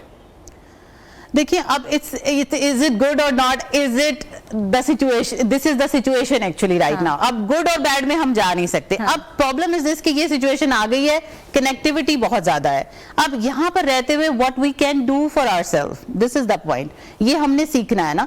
तो अब हमने करना ये है कि हमने यहाँ पर रहते हुए एक ऐसे शख्स को सिलेक्ट करना है जो हमारी लाइफ में लॉन्ग टर्म रिलेशनशिप लेकर आ सके। वो चेक कैसे हम कर सकते हैं? उसको चेक करने का तरीका ये है कि आप दूसरे शख्स के साथ देखें कि क्या ये मुझे हंसा सकता है। मैं अगर ऐसी सिचुएशन में हूं जहां पे मुझे समझ नहीं आ रहा, क्या ये मुझे हैंडल कर सकता है?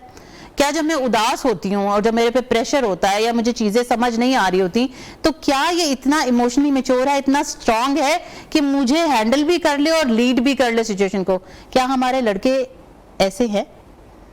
क्या हमारे लड़कों की मेंटल ग्रूमिंग हम ऐसे कर रहे हैं? आई थिंक प्रिडिक्टेबल है, क्योंकि कुछ सालों के बाद आपने देखा तलाकें भी हो जाती हैं, 12-12, 14-14, 15-15, 20-20 साल के बाद भी डिवोर्सेस हुई हुई हैं। ऐसा ही है। 3-3 बच्चों के साथ भी डिवोर्स हुई। आपको देखो इमाद वसीम का सिनेरियो हमारे सामने मौजूद है। क्या हुआ? He got in relationship with someone else and he divorced the wife. Yes. फिर ये तो बहुत चीजें जो है, ये तो एक, इसका मतलब ये तो एक इट्स अ जुआ। ये तो जुआ तो हमेशा से ही हम इसको कह रहे थे, हमेशा से ही जुआ था। मगर ये कि अब चीजें ना, पहले भी सब कुछ होता था मगर सब कुछ छुपा हुआ होता था। हाँ, आता नहीं था। अब हम इसलिए बात कर रहे हैं क्योंकि अब सब कुछ सबके सामने आ जाता है, सब कुछ सबके सामने हो रहा है। हर चीज पहले भी हो रही थी मगर बहुत ढके छुपे अंदाज में। अच्छा फरा, रिलेशनशिप और सिचुएशनशिप में क्या फर्क है? ये दो ऐसे लफ्ज हैं जो कि सोशल मीडिया पे बहुत ज्यादा चल रहे हैं। Are you in a relationship और are you in a situationship?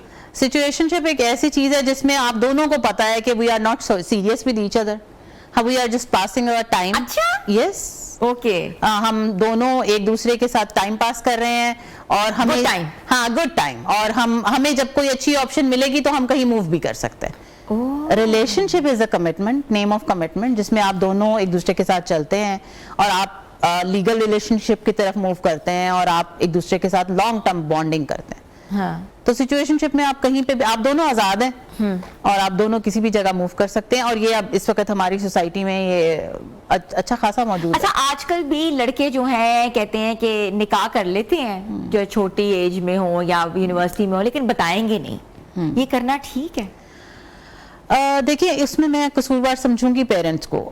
Parents को ना थोड़ा सा अपना फ्लैक्सिबिलिटी, निकाह को अगर आपने फरोग देना है ना, लीगल रिलेशनशिप को अगर आपने बेहतर करना है, तो पेरेंट्स को उसमें थोड़ा सा रोल प्ले करना पड़ेगा।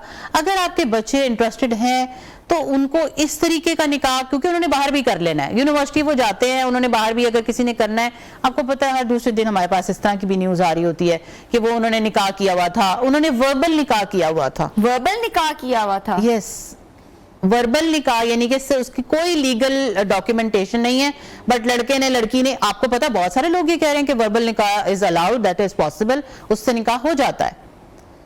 अच्छा, तो वो भी बहुत सारे स्टूडेंट्स जो हैं वो इस किस्म के रिलेशनशिप में इन्वॉल्व होते हैं और उसके बाद फिर उनको पता ही नहीं है कि इसको आगे कैसे लेके जाना है और कहाँ लेके जाना है, लीगल वैल्यूज क्या है, इसकी शरई वैल्यूज क्या है, और हमारा रिलीजन जो है वो क्या कहता है। निकाह इतना मुकद्दस चीज है जिसको कहा गया है कि अनाउंस इट, ये निकाह है, डेफिनेटली, ये कोई आपका छुपा हुआ रिलेशनशिप नहीं है। लेकिन लोग, लड़के भी उसको उसी तरह और फीमेल भी अपनी तसल्ली के लिए कि हाँ भाई हमने तो वर्बल तो निकाह किया हुआ है ना, आप मेल उसको ट्रैप बना लेते हैं और फीमेल अपनी सेटिस्फेक्शन बना लेती हैं।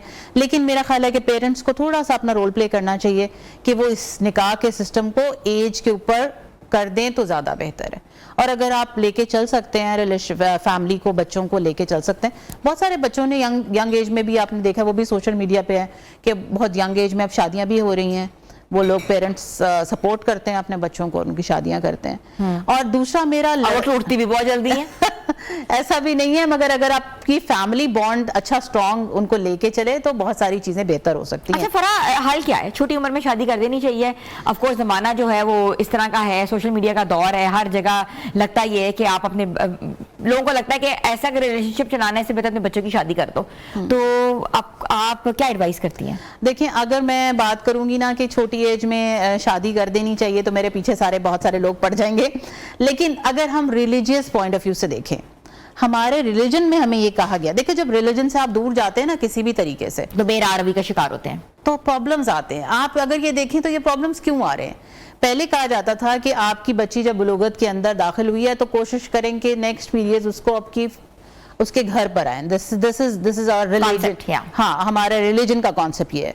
तो हमने उससे दूर कर दिया। हम कहते नहीं हमने अपने बच्ची को पढ़ाना है। आपने तो अपनी बच्ची को पढ़ाना है, आपने अपनी बच्ची को घर से भेज दिया है, मगर एक बॉडी की नीड है जो विद द एज, उससे आप सब कोई भी डिनाई नहीं कर सकता।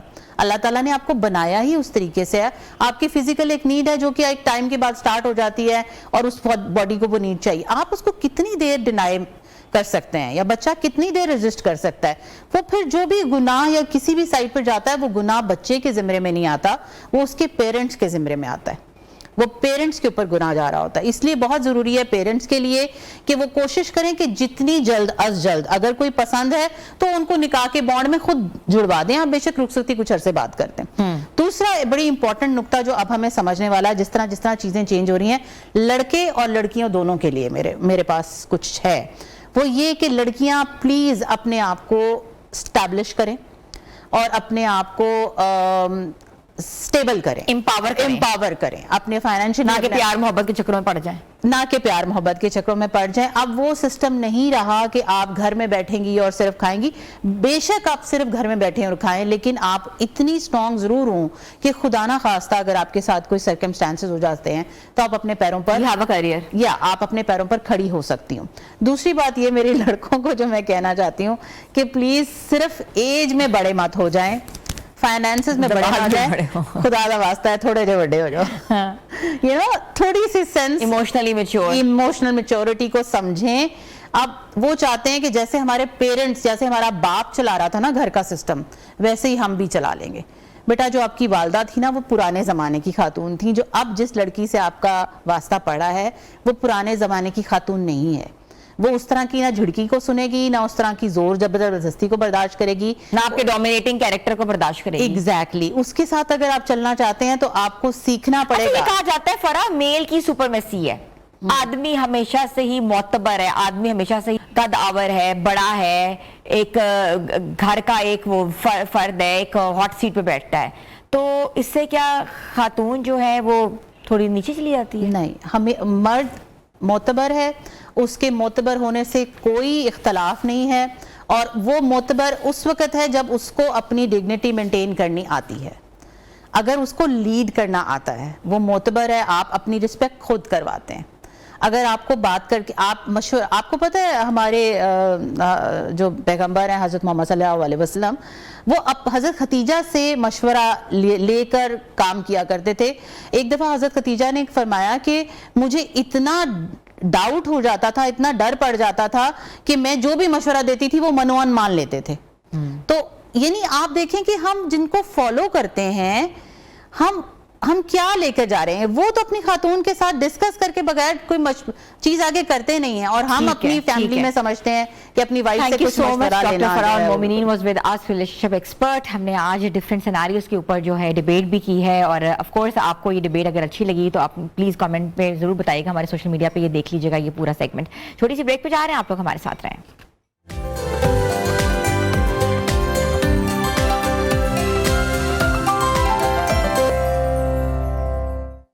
Welcome back viewers.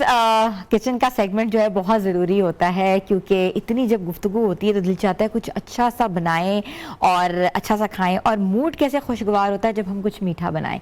और डिज़र्ट्स के हवाले से जो है हम ट्राई कर रहे होते हैं डिफरेंट डिज़र्ट्स, और कुछ ना कुछ हमें नज़र आ रहा होता है, मगर एक हमारा ट्रेडिशनल डिज़र्ट है कस्टर्ड, जिसे देख के दिल खुश हो जाता है, और ख़ास तौर पे बच्चे बहुत शौक से खाते हैं। हमने सोचा कि आज हम आपको नए तरीके से कस्टर्ड की रेसिपी बताएं, और आज हमारे किचन को देख रहे हैं शेफ़ राफ़े अली। अस्सलाम वालेकुम राफ़े। अस्सलाम वालेकुम। कैसे हैं राफ़े? शुक्र लगा, आप सुनाएं? बिल्कुल ठीक ठाक। राफ़े आप कॉन्टिनेंटल शेफ़ हैं, लेकिन आज आप मीठा बना रहे हैं, डिज़र्ट बना रहे हैं। Basically I am allrounder chef, तो मुझे 5 टाइप ऑफ कुजीन आती हैं, Pakistani, Italian and continental and Thai and dessert also include in Pakistani cuisine. So आज हम बना रहे हैं कस्टर्ड फलूदा। तो उसके लिए हमने फर्स्ट ऑफ ऑल अपना मिल्क लिया है, फुल फैट मिल्क लिया है, उसे हमने इलायची डाल के उसे बॉईल कर लिया है। बॉईल करने के बाद हम उसके अंदर अब ऐड करेंगे 1 cup sugar, like 200 gram sugar डाल दी आपने जी। 1 लीटर दूध में 1.5 लीटर, 1.5 लीटर दूध में आपने आधा कप चीनी डाल दी है, ठीक है। 1 कप 200 अच्छा, जो ग्राम। लोग नहीं चीनी खाना चाहते, डायबिटिक है, तो स्टीविया यूज कर लें आप जी, वो स्किप कर लें, गुड़ डाल लें, है ना? शक्कर डाल लें, और उतनी देर हमारी लाइक शुगर मेल्ट होती है दूध में, तो हम अपना कस्टर्ड एंड कोल्ड मिल्क लेंगे, और अपना जो कस्टर्ड है वो मिलकर विस्क कर लेंगे, अच्छे से उसे मिक्स कर लेंगे।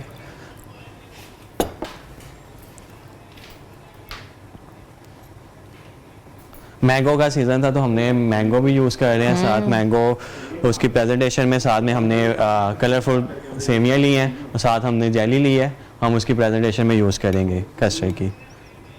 अच्छा, हमेशा कहते हैं कि जो कस्टर्ड आप जब घोलते हो तो इसको आपको विस्क करना पड़ता है ताकि वो फुटकुरियां ना बन जाए। जी, लम्स ना बन जाए उसके। तो आपने वो प्रॉपर तरीके से उसको मिक्स करना है ताकि कोई भी लम्स ना रहे, नहीं तो वो फिर वो मिल्क के अंदर गुठलियाँ बन जाता है, एक साइड से हार्ड हो जाता है, लिक्विडी हो जाता है, तो वो आपको तंग करता है। अच्छा नहीं लगता। जी।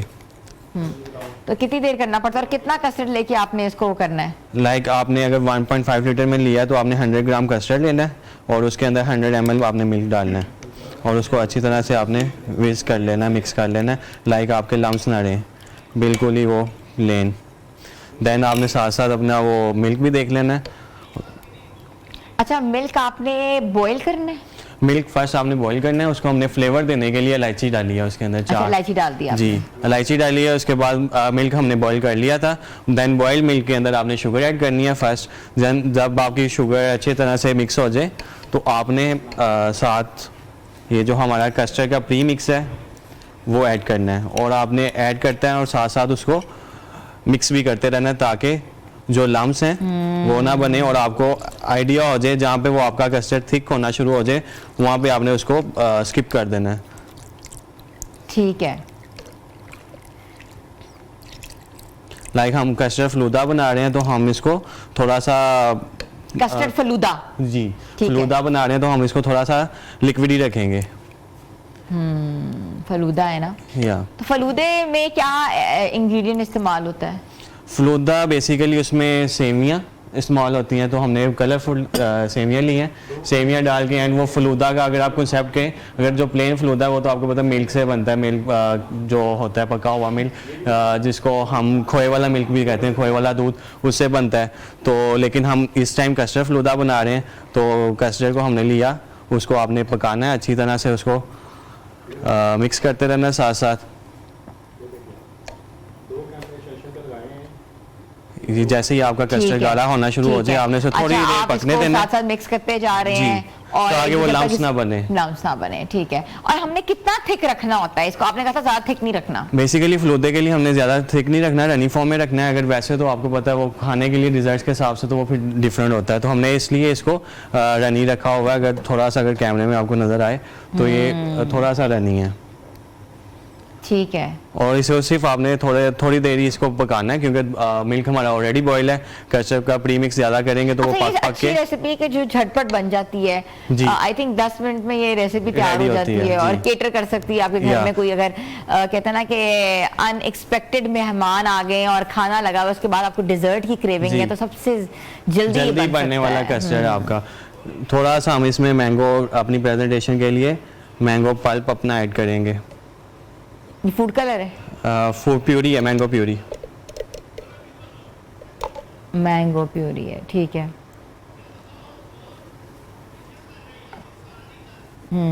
ठीक है। और देन उसमें ऐड करेंगे प्रेजेंटेशन के लिए।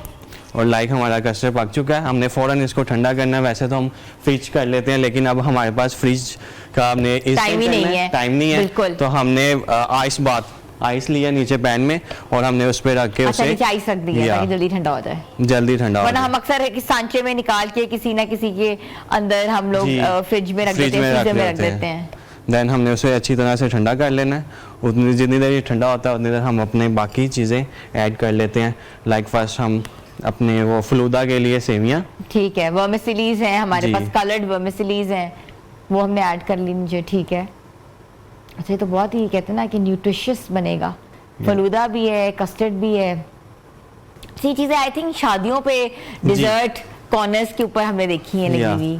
थोड़े से हम फ्रेश मैंगो अपने लेंगे, हाँ। चंक्स, क्योंकि मैंगो का सीज़न है तो हमने अपने मैंगो लेने हैं।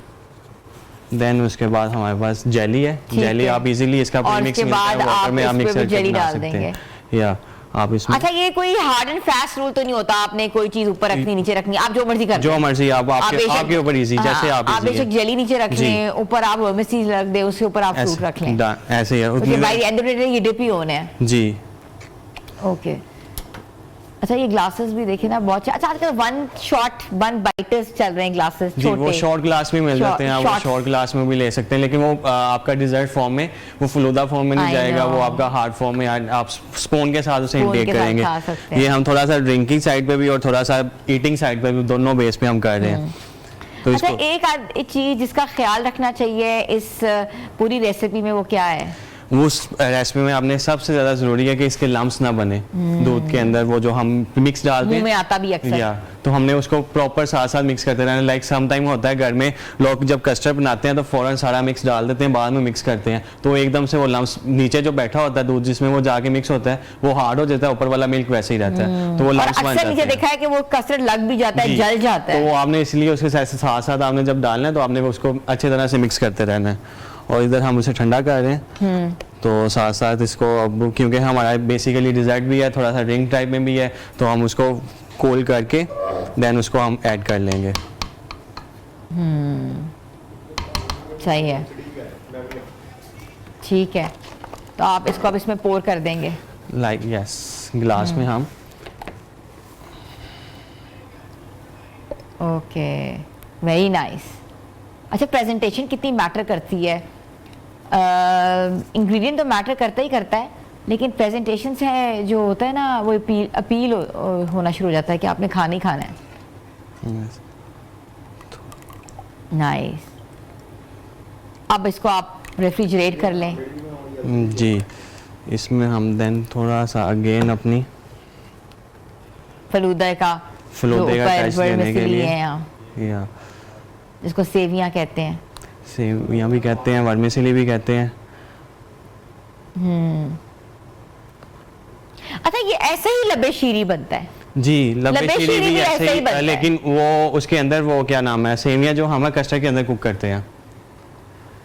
इट्स टू डिफरेंट, लाइक अगर हम ऐसे लेयर्स कर रहे हैं लाइक गिलास में सब, थोड़ा सा हमारे कस्टर्ड की कंसिस्टेंसी थोड़ी सी हमने वो रनिंग फॉर्म में रखी है, तो फलूदा टाइप में चला गया। उसके लिए लब्बे शीरी के लिए हमने जो हमारी वर्मिसेली है उसको कस्टर्ड के अंदर मिक्स कर दिया, तो वो हमारा उसमें चला गया लब्बे शीरी में। अच्छा, ऊपर फिर आपने मैंगोज ऐड कर Yeah. दिया। अच्छा, इतना ये वो है ना कि रिच है, इन रिच सोर्स ऑफ, इसमें जो है विटामिन्स भी हैं और जेली के भी बड़े फ़ायदे होते हैं, वर्मिसेलीज भी हैं, जेली जो बच्चे हैं वो बहुत लाइक बड़े करते शौक हैं, से खाते हैं। तो उनके लिए हमने थोड़ा सा ऐड किया। वाह। उसके बाद हम अगेन इसको रीफिल कर लेंगे। अच्छा, ये आपने डबल कोटिंग, ट्रिपल कोटिंग की है। बेसिकली वो फिर लाइक अगर स्पून के साथ यहाँ ऊपर से हम लेंगे, बाइट लेंगे, तो वो नीचे वाली जो चीज़ें हैं ऊपर नहीं आएंगी। अच्छा, वेरी नाइस। अच्छा, ये ग्लासेस भी इस तरह ही लेंगे तभी आप इंजॉय कर सकते हैं इस तरह का लाइक डिज़र्ट। अगर आप इसको रेफ्रिजरेट कर लें ये थोड़ा सा थिक चला जाएगा और आप इसको एज अ डिज़र्ट फॉर्म में भी आप इसको यूज़ कर सकते हैं। इसके बाद जस्ट हम थोड़ी सी अपनी क्रीम लेके ऊपर, अच्छा, वाह, फ्रेश क्रीम या कि fresh whipped cream and then अपने जो हमारे मैंगो चंक्स हैं थोड़े से। अच्छा, बाकी प्रेजेंटेशन कितनी मैटर करती है। वही चीज़ थी जो कि नीचे कुछ और लग रही थी, जो पूरा आपने उसको डिश आउट किया है और तो कुछ और लग रही है। थोड़ा सा तो बच्चे, आज जो व्यूअर्स हैं उनके बच्चे जो हैं वो प्लीज़ बहुत खुश हो जाएंगे अगर जी। उन्होंने ये बना दी ना डिश, डिज़र्ट, और सी लाइक हमारे पास 3 डिफरेंट साइड आप होएंगे नहीं बच्चे, या क्योंकि कहते हैं ना, मीठा खाने से बंदा हाइपर हो जाता है। जी, लेकिन हमने शुगर थोड़ा सा कंट्रोल करना है, एंड क्योंकि मैंगो में भी शुगर है, जेली में भी शुगर है, कस्टर्ड में, इस वजह से हमने शुगर थोड़ी सी हमने कम रखी है, 200 ग्राम रखी है। 1.5 लीटर हमारा मिल्क था, उसके अंदर हमने सिर्फ 200 ग्राम अपनी अच्छा, जो शुगर बच्चे रखी है। चॉकलेट खाना चाहते हैं, कोई मशवरा देंगे ऑडियंस को कि चॉकलेट के साथ कैसे हम प्ले कर सकते हैं? चॉकलेट आप प्ले कर सकते हो, वो आप लें कंपाउंड चॉकलेट बेसिकली, हाँ। जो आती है, जो ओरिजिनल चॉकलेट है, मलेशिया से अब इम्पोर्ट हो रही है, हर काफी जगह से मिल जाती है। या वो आप उसे लेके एंड उसे आप घर में उसे मेल्ट करके एंड अपने जो आपके ड्राई फ्रूट्स आते हैं उसमें डाल के, तो वो आप चॉकलेट वो भी नहीं कर सकते बच्चों के लिए, वो भी सेहत के लिए, लेकिन वो उतना नुकसान नहीं देती जितना ये लोकल जो शुगर वाली जो लोग शुगर है उसके अंदर चॉकलेट को मेल्ट स्क्रीन करके वगैरह हम कुछ इस भी तरीके से डाला बना होता सकते हैं। है। या चॉकलेट को आप डबल बॉयलर पर, लाइक जैसे अब हमने कोल्ड के लिए रखा है वैसे ही आप हॉट के लिए नीचे गर्म पानी रखेंगे, ऊपर एक बाउल रखेंगे, देन शुगर चॉकलेट अपनी आप उसे डबल बॉयलर मेथड उसे कहते हैं, डबल बॉयलर मेथड में आप उसकी अपनी चॉकलेट मेल्ट करके देन मोल्ड लेके आपने जिस टाइप का मोल्ड लेना है, हार्ट वाला कुछ भी, उसके अंदर आप अपने ड्राई फ्रूट्स डालें, चॉकलेट डालें एंड वो आपकी चॉकलेट वो आपकी ठंडी करें और आप और बच्चों ऊपर को आइसक्रीम का स्कूप डालें तो आपकी जो चॉकलेट आइसक्रीम विद ब्राउनी जो है वो डिजर्ट आपका तैयार हो देन वो जाएगा। हम डिजर्ट्स के ऊपर इसके ऊपर भी हम कर सकते हैं, चॉकलेट वगैरह किसी के भी ऊपर चीज़ के ऊपर वो मैटर नहीं करता।